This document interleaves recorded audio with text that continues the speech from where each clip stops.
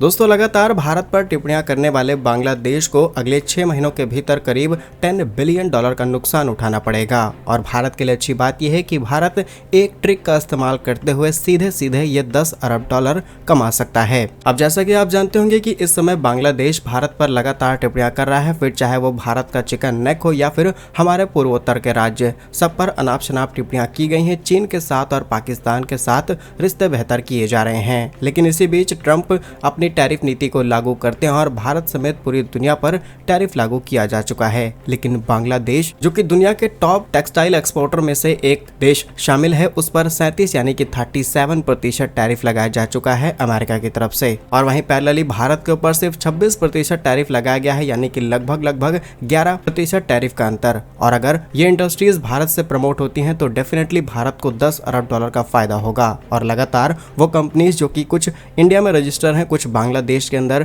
Operate हो रही हैं, वो भारत के अंदर अपने प्रोडक्शन जल्द से जल्द शुरू करना चाहती हैं ताकि उनकी सप्लाई चेन यूरोप और अमेरिका में कंटिन्यू रहे और वो प्रॉफिट सीधे सीधे भारत से कमाएंगी। यानी कि अगर वो फैक्ट्री बांग्लादेश से कोई चीज अमेरिका के अंदर एक्सपोर्ट करेगी तो उन्हें 37% टैरिफ देना होगा, लेकिन भारत से एक्सपोर्ट किया जाएगा तो सिर्फ 26% टैरिफ, यानी कि सीधे सीधे काफी बड़ी बचत होने वाली है कंपनियों की। इसीलिए बहुत बड़ी स्ट्रेटजी तैयार की जा रही है। अब भारत को यहाँ पर कैसे कैसे और किस तरीके से फायदा हो सकता है, आइए जानते हैं आज के इस वीडियो में। यदि आपको हमारा काम और रिसर्च पसंद आए तो वीडियो को लाइक और चैनल को सब्सक्राइब जरूर कीजिएगा। तो जैसा कि आप बिजनेस स्टैंडर्ड का न्यूज आर्टिकल देख सकते हैं, यहाँ पर क्लियर इस बात को मेंशन किया गया है कि बांग्लादेश की जो टेक्सटाइल इंडस्ट्री है, ट्रंप के इस टैरिफ की वजह से $10 अरब का नुकसान उठाने वाली है। असल में बांग्लादेश अमेरिका से आने वाले गुड्स के ऊपर, यानी कि वो चीजें जो कि अमेरिका से बांग्लादेश में एक्सपोर्ट की जाती हैं, उस पर बांग्लादेश 74% टैरिफ वसूलता है। वहीं भारत 50 से 55% टैरिफ वसूलता है अमेरिकी सामानों पर।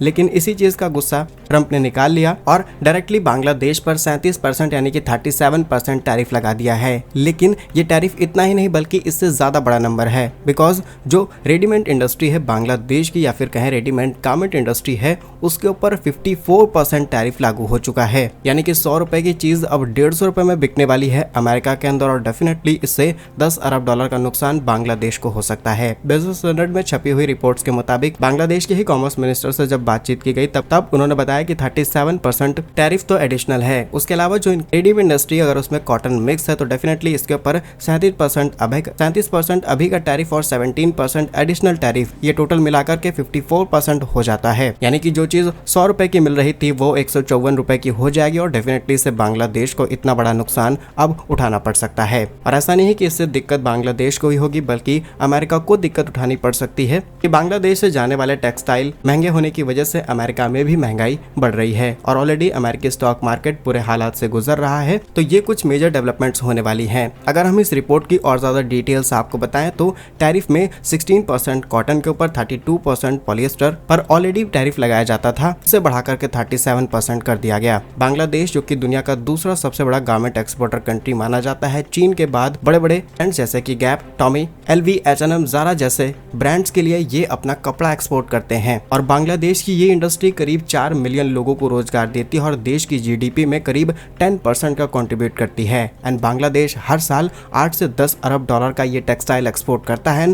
टोटल जो एक्सपोर्ट के अंदर कंट्रीब्यूशन होता है ये उसका 80% है। अब इसी टेक्सटाइल इंडस्ट्री को लेकर के भारत में हो रही डेवलपमेंट्स ये हैं कि जो रेमंड्स और बड़े बड़े प्लेयर्स हैं जो कि बांग्लादेश के अंदर अपनी फैक्ट्रीज ऑपरेट कर रहे थे, due to power cut, due to instability in Bangladesh, अब वो भारत के अंदर अपनी फैक्ट्री सेटअप करने के लिए ऑलरेडी गवर्नमेंट के साथ बातचीत कर चुके हैं। नाउ बांग्लादेश में 25% टेक्सटाइल मैन्युफैक्चरिंग यूनिट्स भारतीय कंपनी को स्वामित्व में है। यानी कि इतना बड़ा कंट्रोल आसानी से भारत के हाथ में आ सकता है। और इसी के साथ कंपनियों के साथ बातचीत चल रही है अपने बिजनेसेस को ट्रांसफर करने के लिए, स्पेशली तमिलनाडु, गुजरात और महाराष्ट्र जैसे राज्यों में। लेकिन बाकी और राज्य हैं जहां पर एक मेजर डेवलपमेंट्स हमें देखने को मिलेगी, क्योंकि हमने नोएडा, तिरुपुर, सूरत और देश के कोने कोने में इसी तरीके के टेक्सटाइल पार्क्स बनाने शुरू कर दिए हैं। उत्तर प्रदेश में ऑलरेडी इसके ऊपर बड़े स्केल पर काम शुरू हो चुका है। तो ये कंपनीज डायरेक्टली भारत के अंदर आकर के प्रोडक्शन कर सकती हैं। सरकार को भी एक क्लियर विंडो सिस्टम देना होगा जहां पर डायरेक्टली कंपनीज आकर के अपने प्रोजेक्ट पर काम शुरू कर पाएं। और इनिशियली अगर हमें बड़े स्केल पर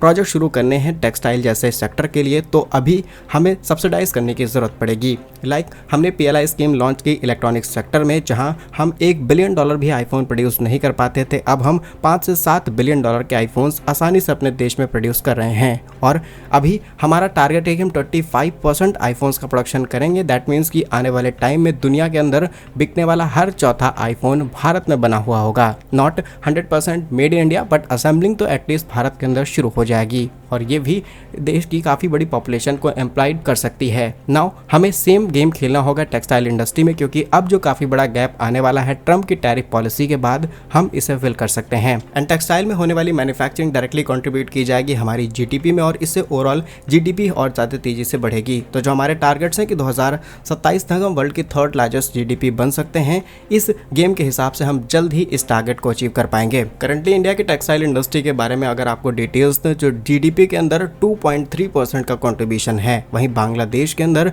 टेक्सटाइल इंडस्ट्री 50% से ज़्यादा कंट्रीब्यूट करती है। हमें इतना बड़ा कंट्रीब्यूशन नहीं चाहिए, लेकिन अगर हम 10 से 15% भी कंट्रीब्यूट करा लेते हैं टेक्सटाइल इंडस्ट्री से, तो भी हमारी जीडीपी की स्केल काफ़ी बड़ी हो जाएगी। नाउ ग्लोबल ट्रेड शेयर की बात की जाए तो हम 4% होल्डिंग रखते हैं अपने पास ग्लोबल टेक्सटाइल इंडस्ट्री का। और एम्प्लॉयमेंट सेक्टर से बात की जाए तो अराउंड डायरेक्ट एम्प्लॉयमेंट 40 मिलियन के आसपास है और इनडायरेक्ट एम्प्लॉयमेंट 100 मिलियन पीपल्स के आसपास है। भारत की 2022 में टेक्सटाइल एक्सपोर्टर 44 बिलियन डॉलर के आसपास पहुंच गया था, लेकिन फिर से घट करके हम कई पायदान नीचे खिसक गए और 2022 में हम 2nd लार्जेस्ट बन गए थे। मार्केट वैल्यू की बात की जाए तो Indian textile market value 160 billion dollar की है 2024 और एक्सपेक्टेशंस ये है कि 2025 में ये 240 बिलियन डॉलर के आंकड़े को पार कर लेगी। टॉप प्रोडक्शन एक्सपोर्ट जैसे कि cotton production, silk production, jute जो कि 95% कंट्रीब्यूट करता है। इसके अलावा मेजर हमारा एक्सपोर्ट किया जाता है यूएसए के अंदर, यूरोपियन यूनियन में शामिल 27 के 27 देशों के अंदर, यूके और कुछ और कंट्रीज के अंदर, और इन देशों के अंदर हम अपना 50% टेक्सटाइल एक्सपोर्ट कर देते हैं।